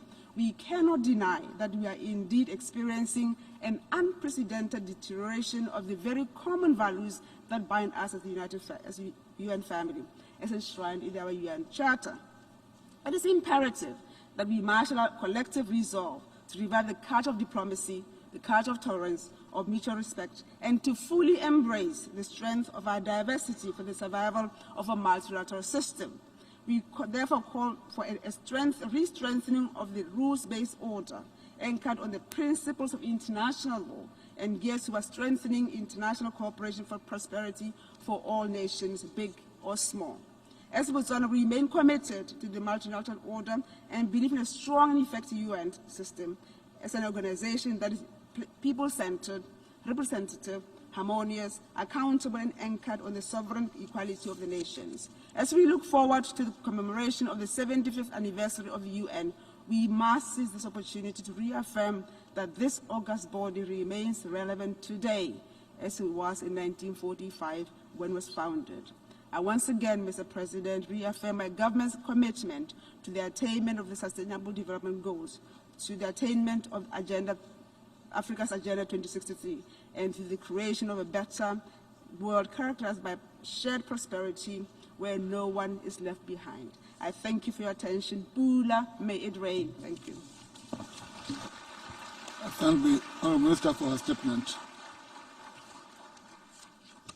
May I now invite the Minister of Foreign Affairs, Foreign and International Affairs, International Cooperation of South Africa. May I invite Her Excellency Naledi Pandor, Minister for International Relations and Cooperation of South Africa. Honourable Minister, please.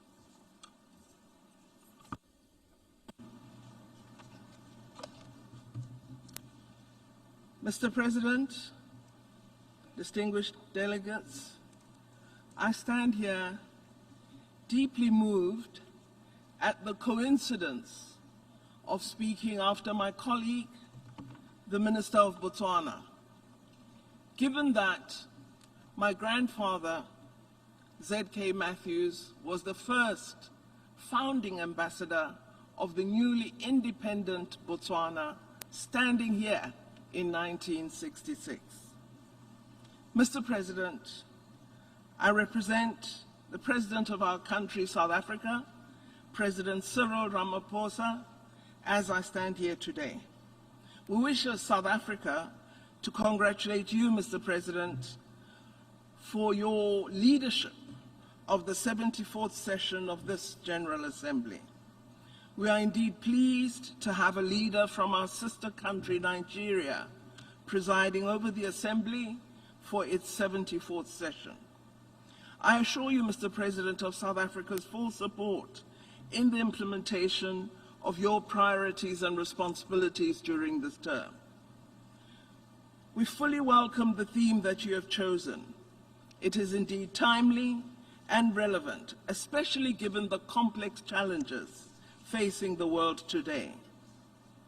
Far too many of the world's population remain poor, jobless, and hopeless.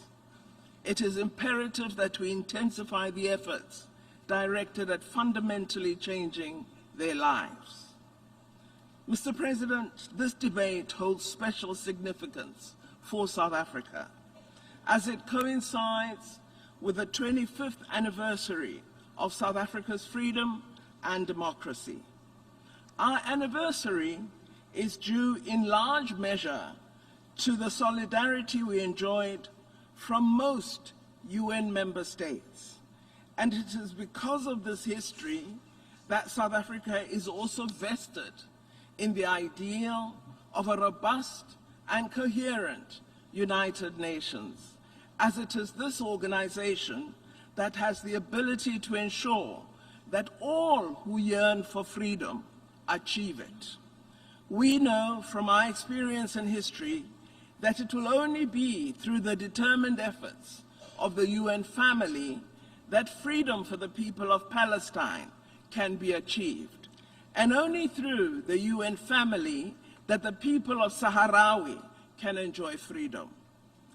As early as 1946, shortly after the creation of the United Nations, the issue of apartheid South Africa's discriminatory policies was included as an agenda item in the first session of the UN General Assembly. It was therefore with no great surprise that a democratic South Africa eagerly pursued its new international role and enthusiastically took up its responsibilities as an active member of the United Nations. We have sought to participate in all aspects of the UN, including by serving in its principal organs. The principles that motivate our action derive from a firm belief in multilateralism, especially a global governance system that is fair, equitable, and representative. The promotion of peace and security through global disarmament, the settlement of disputes peacefully, and the promotion of good governance, the promotion of human rights, as well as the fight against poverty through the provision of sustainable development. We strongly believe that a purposive system of multilateralism is necessary to deal with the global challenges that confront us. We are all interdependent in an ever-globalizing world, and we can ill afford the pursuit of narrow self-interests. Today, South Africa is able to partner with the United Nations in addressing the injustice and imbalances that are a legacy of our past. As government and civil society in South Africa, we respect and act on the decisions of the United Nations. This includes actions in response to the 2015 Sustainable Development Goals, which are a transformative global development agenda. South Africa's National Development Plan is the policy we've adopted to execute our commitment to achieve the SDGs. Our plan complements our efforts to support peace, development, and security on our continent and the aspiration of our African Union's Agenda 2063. We believe that in order to achieve these goals, all member states should establish partnerships, primarily with the private sector and civil society organizations, to ensure a shared joint commitment aimed at realizing a world free of poverty and underdevelopment. Mr. President, one of the biggest obstacles to building a world free from poverty and inequality is intolerance. This includes intolerance of other nations, intolerance of our fellow human beings, as well as inadequate care for the natural environment that sustains us all. Intolerance is exhibited most gruesomely by the evidence of gender-based violence and exclusion of women from many sectors in society. Our country, South Africa, is taking urgent steps to address the scar of gender-based violence. All of us need to act urgently to ensure that we all enjoy full access to human rights and that all our citizens, particularly women, enjoy bodily security. We also face an existential threat due to our intolerance, disrespect, and veritable violence that we inflict on the planet, which we all depend on. This organization, however, Mr. President, is a manifestation of the rejection of intolerance. It was created in the aftermath of a devastating world war as a global forum where nations of the world can address differences and work together for the common good of all people. Our annual gathering here in this assembly hall should provide us an opportunity to recommit to these important values. I firmly believe that we are all here because we are committed to the idea of multilateral solutions to the world's problems, which draws on strength through diversity. Diversity of perspective, born from differences in upbringing and culture. By being here, therefore, we recognize that we need each other and we need to work together. We must therefore use this opportunity to rally against intolerance of any kind so that nations can live in peace and respect each other, irrespective of nationality, religion, ethnic or social origin, gender, or any other status.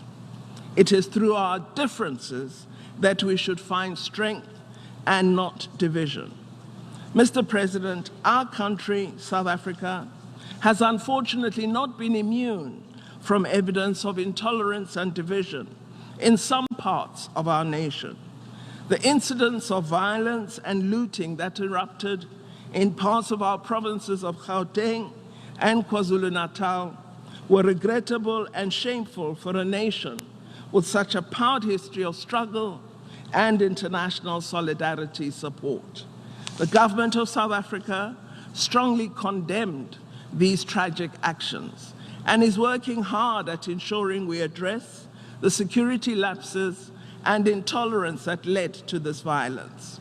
We are working tirelessly to tackle crime and lawlessness and to ensure that the arrested criminals face the full might of the law. We are also committed to addressing the inadequacy of our immigration administration in order to curb illegal migration and to make sure everyone who comes to South Africa is documented and safe. We plan to work with all countries of the continent to ensure that we implement our development strategies and use them to create increased economic opportunities for all our people so that we diminish feelings of resentment and antipathy. Working with civil society, we will build bridges that allow all who live in South Africa to reach out to each other to build bonds of friendship and Pan-Africanism. Mr. President, I am pleased that I can honestly confirm to this important global body that South Africa has an unwavering commitment to our continent, Africa. We have made dedicated efforts to contribute positively in support of peace and development on our continent, and we will continue these efforts even as we work to address the inadequacies I have referred to. Our country, South Africa, has enjoyed democracy for 25 years. And in that time, the leaders and the people of South Africa have consistently acknowledged the immeasurable contribution the people of Africa rendered in support of the struggle against apartheid. Our neighboring states in particular, and the rest of the countries in Africa, made great sacrifices in support of the liberation movements and the oppressed citizens of South Africa. We wish to reiterate that South Africa does not condone any forms of racism, racial discrimination, xenophobia, and related intolerances. In fact, South Africa has embraced millions of migrants and refugees from all over the continent of Africa, and the majority of our people have warmly embraced their brothers and sisters from the continent. We are determined to ensure that this becomes a national embrace and not one limited to some communities. Mr. President, it is an honor for us to address the General Assembly in this, the first year of the Nelson Mandela Decade for Peace, which this Assembly agreed to last year as running from 2019 to 2028. This is a decade in which we have been called upon to intensify our efforts to pursue international peace and security, development, and human rights. South Africa thus commits to use the Nelson Mandela Decade for Peace to promote the strengthening of multilateralism and diplomacy as effective tools for addressing the challenges facing the world today.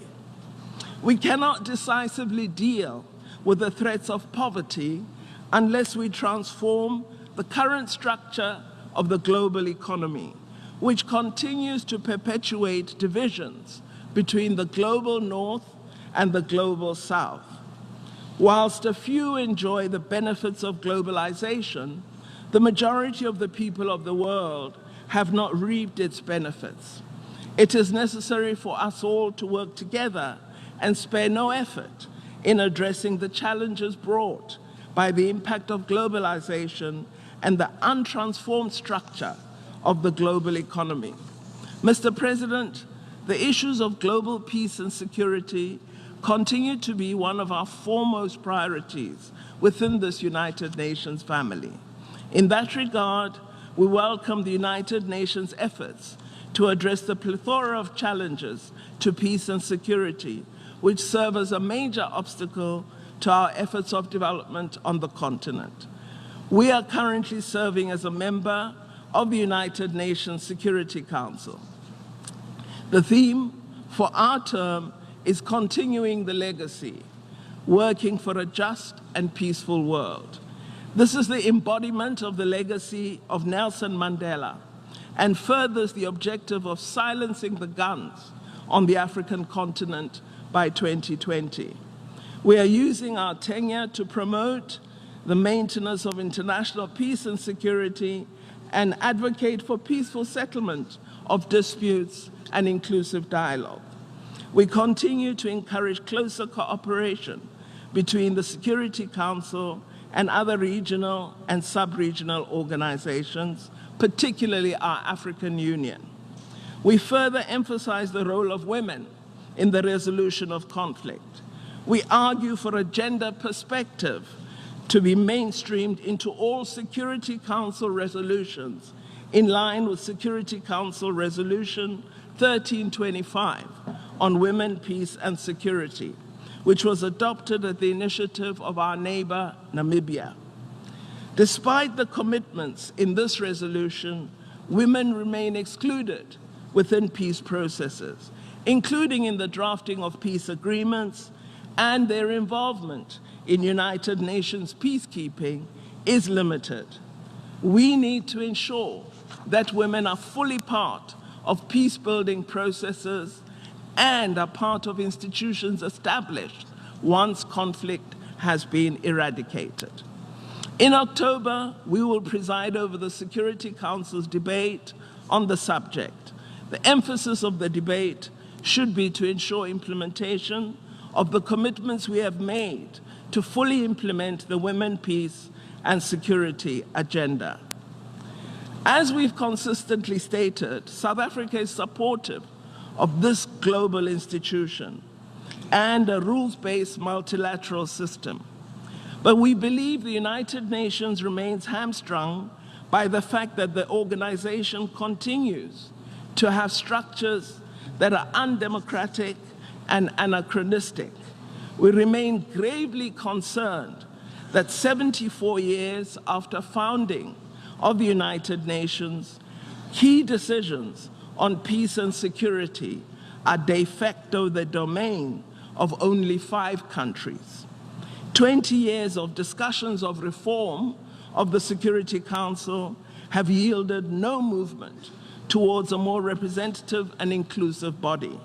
We believe the time has come for the broader membership to heed the overwhelming call for Africa to obtain at least 2 permanent seats, with all the prerogatives of permanent membership, as well as for the 5 non-permanent seats as embodied in the common African position adopted as the Ezeluini Consensus. In this regard, we have to see an invigoration of negotiations on reform at the intergovernmental negotiations, including by ensuring we move to text-based negotiations. Chairperson, our continent, Africa, has reached an important milestone with the adoption and launch of the African Continental Free Trade Area Agreement. The agreement entered into force on the 30th of May this year, and we are confident that it will unleash Africa's economic potential and consolidate its position as a new frontier of economic growth and development. It is a flagship initiative of the AU's Agenda 2063, and the trade opportunities it creates must be taken up by all member states and our partners. We are ready to engage in active deliberations on this bold step. We wish to stress that Africa's development cannot be addressed without responding to illicit financial flows. We believe that these are debilitating on our efforts to generate sufficient domestic resources to support our development. We propose that we work together as the international community to establish an intergovernmental framework that will have a universal political mandate which will serve as a basis to address these illicit flows, including speeding up the return of assets. Mr. President, the international community stands at a unique crossroads where the shifting international order has the ability to shape international peace and security for decades to come. It is thus a great disappointment that we witness the demise of the Intermediate Range Nuclear Forces Treaty in August. Furthermore, in the prevailing international climate, successes in the field of disarmament, particularly nuclear disarmament, are few and far between. The threats posed by these weapons are too great for the international community to ignore. We believe that only the complete, transparent, verifiable, and irreversible dismantlement of such weapons and their means of delivery can prevent their use in an escalating conflict. Mr. President, we feel ashamed that for over 70 years, the people of Palestine have lived under occupation. In the last year, this occupation has worsened with continued illegal settlement activity and further insecurity for the peoples of Palestine and Israel. As the international community, we must urge for a negotiated settlement to this long-standing conflict. The United Nations must also remain seized with the issue of Western Sahara for the benefit of her people and for Africa's aspirations of a truly free Africa with no country under colonial and imperial control. We also reiterate our steadfast solidarity with the government and people of Cuba, while condemning the continuation of unilateral sanctions against Cuba and against Zimbabwe. Mr. President, I wish to conclude by affirming that South Africa stands ready to work with all member states to promote the United Nations and its objectives of promoting international peace and security, development, and human rights enjoyed by all, so that finally we can reach a point where all people in our world enjoy freedom, development, and democracy. I thank you, Mr. President. I thank the Minister of International Cooperation of South Africa for her statement. And I now have the honor to His Excellency Peter David, Minister for Foreign Affairs and Labour of Grenada. Honorable Minister.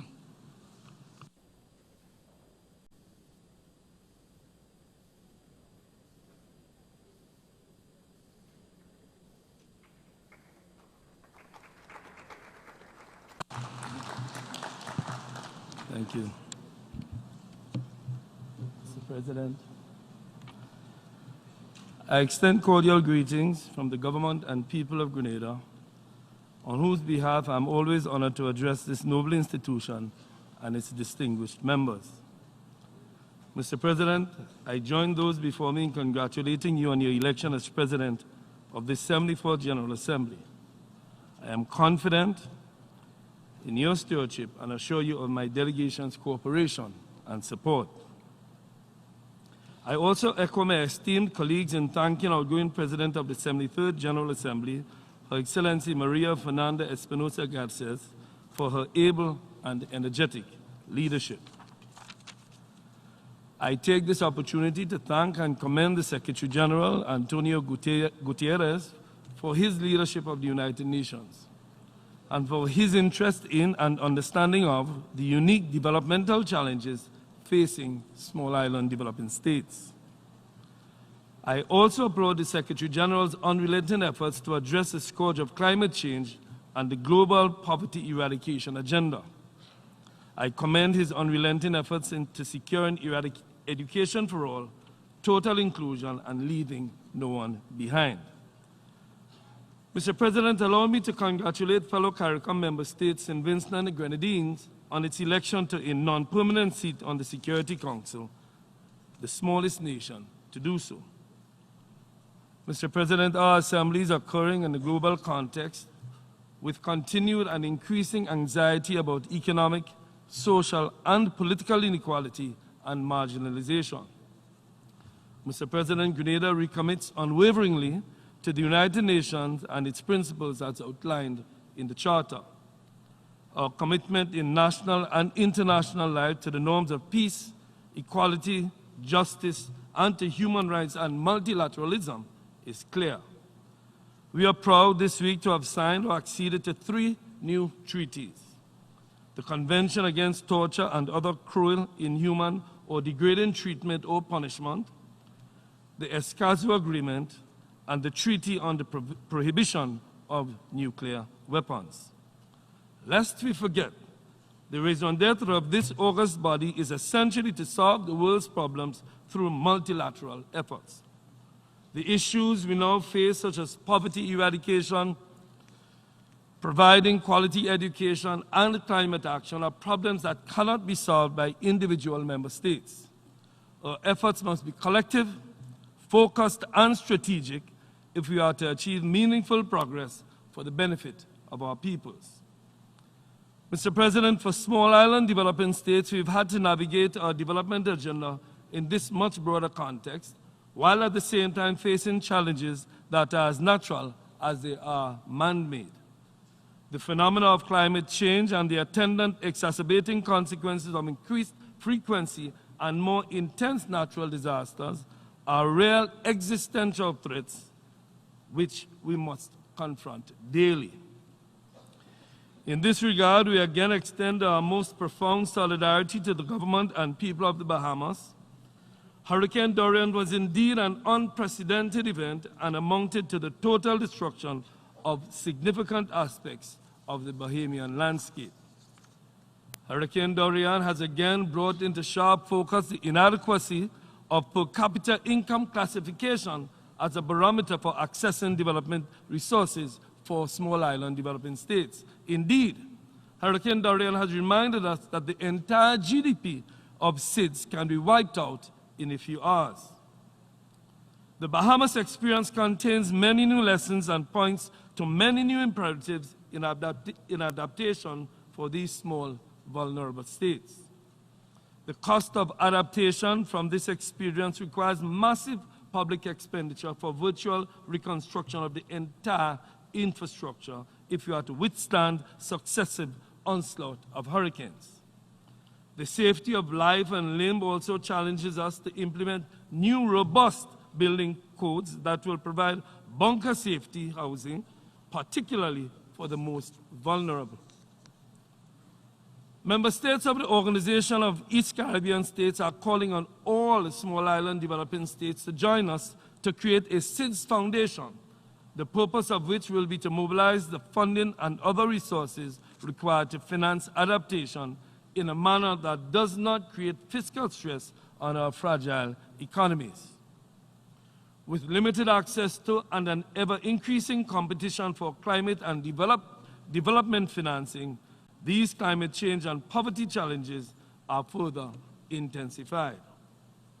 Our foremost goal must be to aggressively pursue policies and strategies that will help us to mitigate the effects of some of these challenges, especially the ones over which we have little control, while at the same time moving expeditiously to implement long-term plans that will help to sustain our societies. We therefore must focus on national and regional sustainable development plans and programs, long-term low-carbon development strategies, low GHG emission strategies, and comprehensive disaster risk reduction and risk management strategies. We are firm in the view that effective multilateralism based on an inclusive approach that takes into account the needs of all countries is the only way in which we can address global challenges like climate change and poverty reduction. It is clear that there is a strong relationship between climate change and poverty, with the most vulnerable being the ones that are most negatively impacted, while at the same time being the ones that have contributed the least to the problem.